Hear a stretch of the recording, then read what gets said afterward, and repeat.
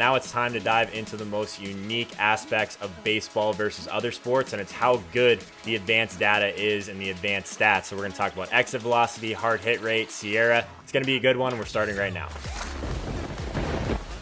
What's up, guys? Joe Holka here. Welcome to another daily fantasy sports and betting video. If it's your first time here and you want to become a profitable DraftKings player and get better at betting, start now by subscribing to the channel. Make sure you click that notification bell as well so you don't miss anything along the way. If you're already a Holkamaniac, this is the time.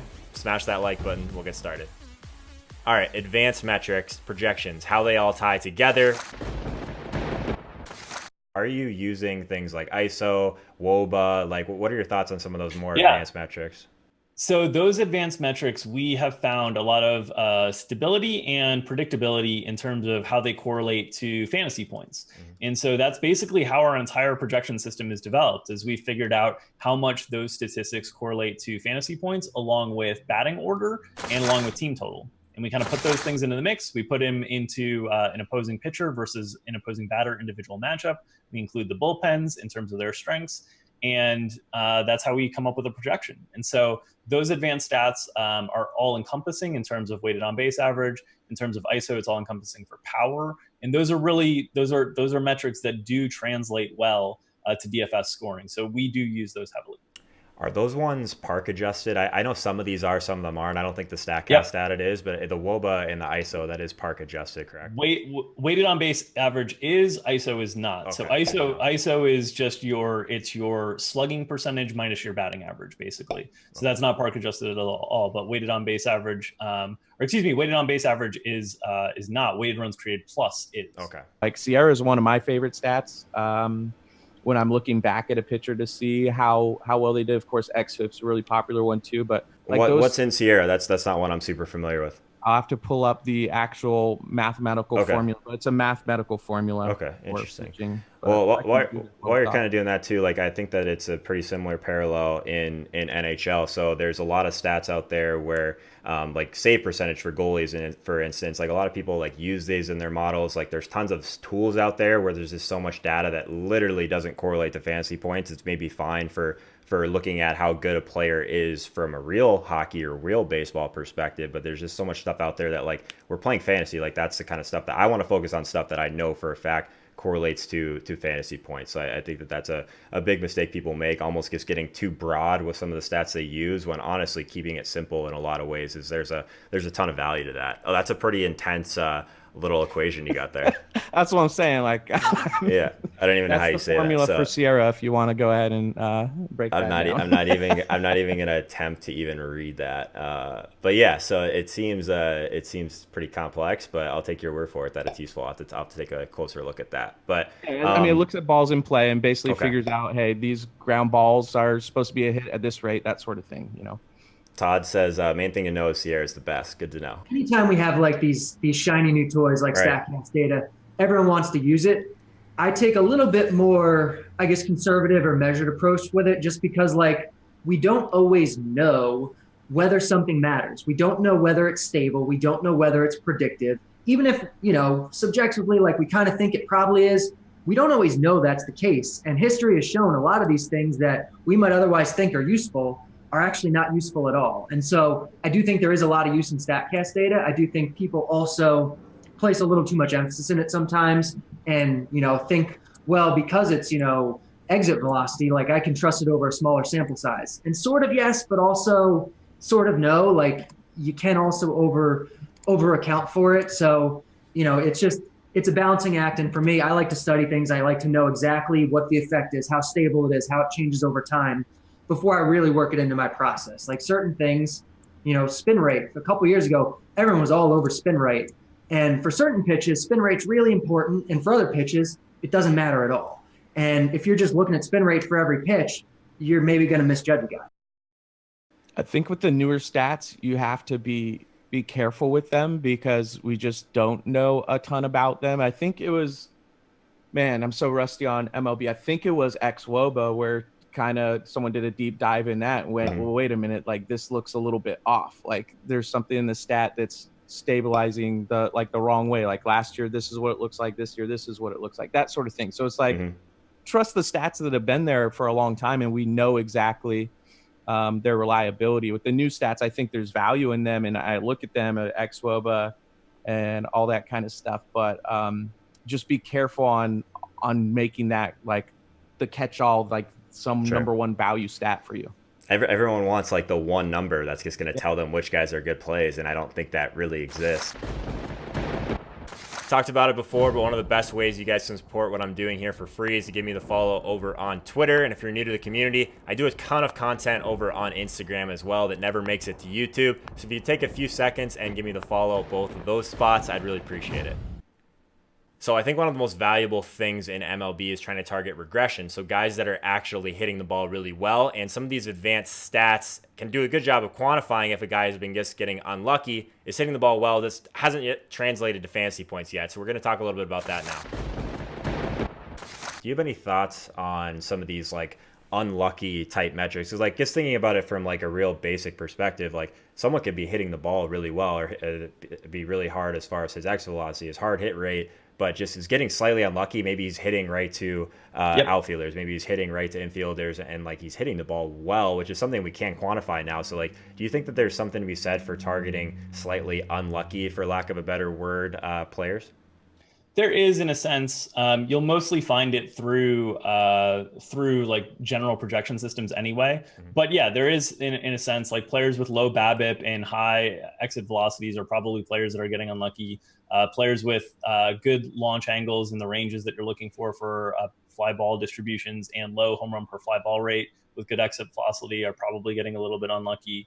Things like that. But I think a lot of that stuff can just be captured, just like a lot of the weather stuff can be captured in Vegas lines. You can capture a lot of that stuff in just basically, seasonal projections or rest of the season projections, and then comparing it to price tags. Someone that's hitting the ball really well, but may or not have been getting a lot of fantasy points down based on certain things that can happen. Do you think there's something to these unlucky type metrics, especially if it can lead you to some lower ownership? Ton of value. Yeah. I think mainly you should be trying to project a player's skill, the results, whatever, most of the time, why CRA is more valuable than ERA. Like ERA shouldn't be in any models or anything that you look at for DFS, really. Like you want to be looking at what the results should have been, not what they were. And that's what a lot of the stats that you're referencing do. And a lot of them are newer stats, and a lot of them are really good, though. But it's definitely a piece of the puzzle, but I think for advanced players, it's a larger piece than it is for casual players. The big thing with the StatCast data is trying to find those situations where a batter or a pitcher is just lucky. I mean, baseball is a sport where luck may play more of a factor than most other sports. So, you think about a guy that's hitting the ball 107 miles per hour off the bat and hits it right at somebody because his launch angle isn't where it needs to be. And the StatCast data will tell you that. Well, common sense will tell you if he's hitting the ball 107 miles per hour and he hits the ball in the air, it's probably going to go a long way. So those things tend to even out. So leveraging that kind of data and looking at it from like a micro approach is certainly a way to get ahead against the field, because I don't think a lot of people are using that kind of data and examining it the way that you can and that you should, especially in GPPs where you're looking for regression, positive or negative, really. If the field's on a guy who's been extremely lucky as a pitcher and his advanced metrics show that it's been a lot more luck than skill, then he's due to balance. He's going to come back to earth, and it's a good way to get yourselves ahead of the field. If you're finally ready to take that next step, invest in yourself, make sure you check out the one-on-one coaching over at joeholka.com if you want a little bit more information. But if you prefer to just continue to learn in a group setting, thanks for being here. Really appreciate you as well. A lot of people don't know this, though. If they have an Amazon Prime account, they automatically have access to a free Twitch Prime subscription. So with that, you get access to my premium Discord chat, as well as a bunch of other subscriber-only perks. So if you're taking advantage of the live streams, you're definitely in the right place. But if you're not, make sure you're following over at twitch.tv/joeholka so you don't miss anything. So one of the biggest questions I had personally was, how do these splits affect these different stats, right-handed batters versus left-handed pitchers, for example? So I wanted to get a little bit deeper into that side of things. What are your feelings on like WOBA splits, ISO type splits versus certain pitchers? Do you think that stuff's real? Yeah. So in the chat, he's asking, like Sale, left-handed pitcher, what he does against right-handed batters or whatever. And that's a different thing than BVP. Now we're talking about platoon splits. Yeah, let's transition to splits a little bit then. They have a lot more noise than people think, especially for certain player types. Like right-handed batter platoon splits, ignore them. Like just don't even look at what a right-handed batter is doing. Everyone who likes to say Wilmer Flores or Jordy Mercer, Brian McCann, or Adam Rosales or whoever's great because over this small sample, they've been great against lefties. Ignore it; it's noise. Okay. But when you account for the full math of it, like platoon splits do matter. Righties are better against lefties overall, and that matters. That's interesting. Marty, I'm glad you brought that up. I was just gonna mix in the phrase lefty masher and just see where you went with it. Cheese, are you on the same page with these guys as far as like the platoon split side of things? Yes. Yeah. I would say they matter more for a pitcher. Okay. Like you can see, you get this larger sample size of what this pitcher does against righties and what he does against lefties. It's definitely true that, especially like within a season, to look at this batter's doing this against lefties, that's the sample size problem. Okay. And Cheese is right. Like pitchers they're more stable for pitchers. And it's because like there's more of a reason for it. Like there's not a reason that Jordy Mercer should have been crushing lefties for 2 years. Jordy Mercer's a bad hitter and he regressed because we should have expected him to. But for pitchers, there's real reasons. Like depending on a pitcher's arm angle or what types of pitches he throws, like that can inform what kind of platoon split he has. A guy who has, a really low arm angle and he's throwing a sinker and a slider, he's going to have a really wide platoon split. And when there's reasons we can pinpoint behind it, we can trust it a little bit more. Whereas batters, there isn't really that equivalent. With like left-handed, right-handed splits, I'm more reliant on guys basically having league average split differentials rather than guys having some ridiculous right-handed or left-handed mashing splits. Because that's just way more common is for the differential to be around league average. Like there's like 90% of people have a league average split, and then there's like the 10% that have these, they can only hit lefties. And again, it's kind of like BVP. Like some guys, for whatever reason, the visual of it, maybe they can only hit lefties. But I think in general, you're going to see a lot of those guys that have those extreme splits normalize back to more league average split differentials. So I don't have I don't know the right answer for that. Sure. I just rely on split differentials more so than extreme splits and trusting them.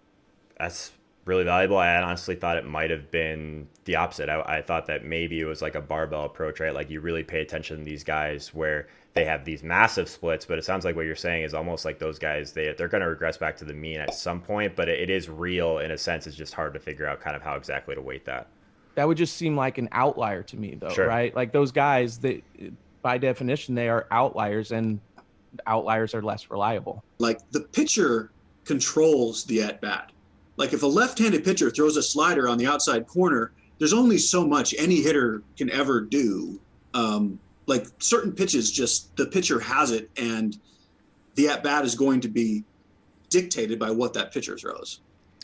Yeah, so Dave, kind of on that note, someone was kind of asking about, like, a lot of times we will only get a couple at bats against certain pitchers anyways until they kind of get into some of the bullpen type. There's nights, I'm sure, where you get only a couple at bats anyway. So is it kind of bad to look at some of these splits regardless if it's only going to affect part of their sample for a given game? Yeah, that's another whole reason to go with what Derek was saying. Like, let's not worry so much about this guy versus righties or lefties, because half of his at bats we don't even know if they're going to be against a righty or a lefty. That bullpen is going to come in. You can guess if you want. This bullpen has mostly righties, sure, but you have to factor in the bullpen. Assume, especially if you're playing batters because the pitcher's bad. Well, if the pitcher's bad, they're going to knock him out in the second inning anyway. That happened with Chris Tillman a bunch of times. I would stack the team against Chris Tillman. They'd get their 47 runs in the first inning, and then now they're just facing the bullpen. So you do have to factor that all in. Just want to take a second and thank everyone for joining the Amazon crew that has done that already. Really goes a long way in supporting the channel. And if you don't know what that is, one of the best ways to support my work for free is by using my Amazon link. A lot of people have been kind of using it for their day-to-day shopping, using it as their homepage. Whatever brings you to Amazon, it really does its part to support the channel and what I'm doing here. If you do join the Amazon crew, make sure you let me know in the comments and I'll make sure you get a shout out on the next video. It's the reason a lot of you guys are here. We're going to talk about batter versus pitcher stats, but also how important sample size is for some of these new aged analytics. Sample size is something that I'm kind of fascinated by in all sports, like trying to get a feel for yearly stats, monthly stats, 15-day stats, like what I should be using for certain things like that. And then obviously in baseball, we have these really small sample sizes as well for like batter versus pitcher. So how do you approach that in baseball? Do you think that there's really an optimal kind of time frame that we should be looking at before we even get into any of the specific stats?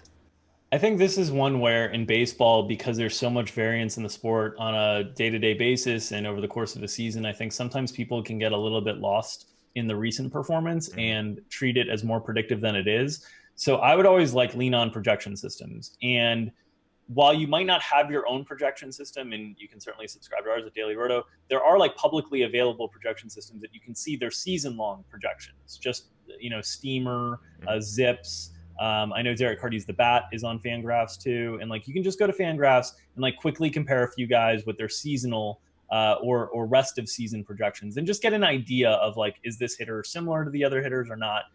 Because I think a lot of times really small samples, people can get like totally flustered with. There was a Yankees hitter like years and years ago. I think his name was Kevin Moss, that hit like 12, 14 home runs in the first month of the season. Everyone was like, oh, this guy's going to be the greatest hitter of all time. And, he ended up finishing the season with like 18, 20. So I would try to avoid small samples, especially in MLB, because they are smaller than some of the other sports. They can vary a lot. I generally don't look at a lot of in-season stuff until, like a month in, and then I'll start to look at some of the more predictive metrics, whether it's like plate discipline stuff like walk percentage and K percentage, or whether it's like StatCast stuff, like launch angles, exit velocity and stuff like that.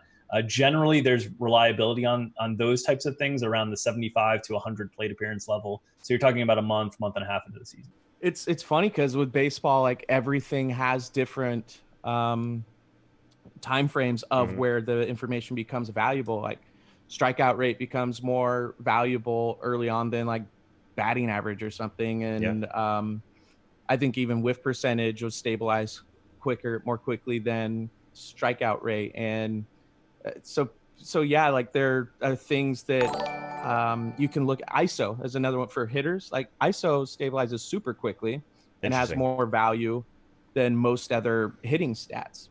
So like ISO should be, in my opinion, one of the stats that you value the most because it's the most real, especially early on in the season. So it's just different. There are certain stats that stabilize quickly and certain stats that you do need to wait a few months on or sometimes, a few years on realistically to see if this guy's been in the league 3 years and what do his stats look like now. I guess a good rule of thumb is whatever you think is a sufficient sample size, use bigger because people are always misjudging it. They're always using too small sample sizes. They're always using, they're like, well, it's more recent. So over the last 2 weeks, what he did matters. And for the most part, like it doesn't. For the most part, you want to use a bigger sample.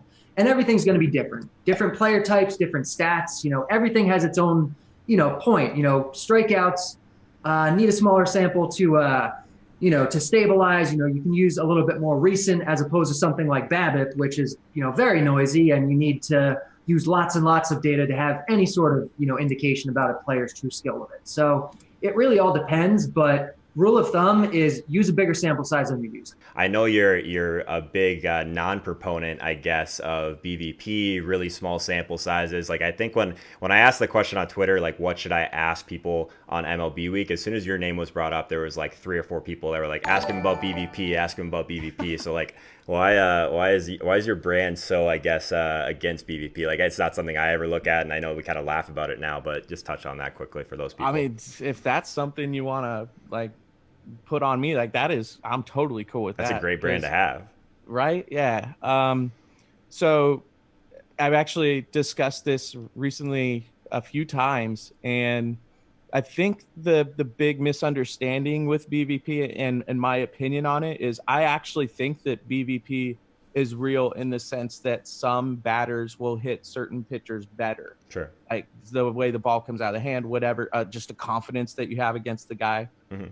All that kind of stuff. Like, sure, there are like some sort of BVP is real. What I don't think is real is the ability to accurately project those situations from and tell them apart from the situations that aren't real, because the stats look the same because we're dealing with such small sample sizes. So yeah, this guy might see the ball out of the hand differently, and this guy might be on a hot streak or a cold streak against a particular pitcher just because it's too small of a sample size. I mean, if you don't believe in small sample sizes, like roll a dice or flip a coin 10 times and then flip it 100 times and then see like the variance between that. Like it's a really simple concept that smart people can't wrap their mind around, that it's like you need bigger sample sizes to get a more accurate reading for what the probability of this thing happening actually is.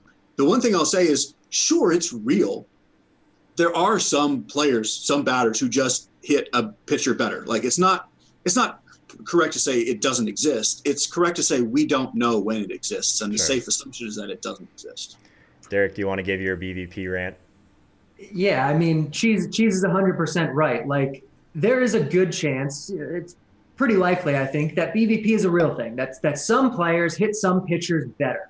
The problem is the sample sizes that we're dealing with, 10, 20, even 50 plate appearances, are so small that the guys who are doing it legitimately are being mixed in with a whole bunch of other guys who are doing it by sheer randomness because of the small sample size, because that's what happens in small sample sizes. Not every guy who's 7 for 10 against a pitcher is doing it legitimately. A bunch of them are doing it just by sheer chance. And you can't separate them apart just looking at 7 for 10 against the pitcher. You're better off, you're more accurate by just ignoring it. If you want to learn more about how to become a profitable daily fantasy sports player and how to get better at betting, start now by hitting that subscribe icon in the bottom right-hand corner so you don't miss anything. Ton of DFS courses are live on the channel. Going to continue that. But if you want to see those on demand, be sure and check those out. Thank you so much for watching, and I'll see you guys next time.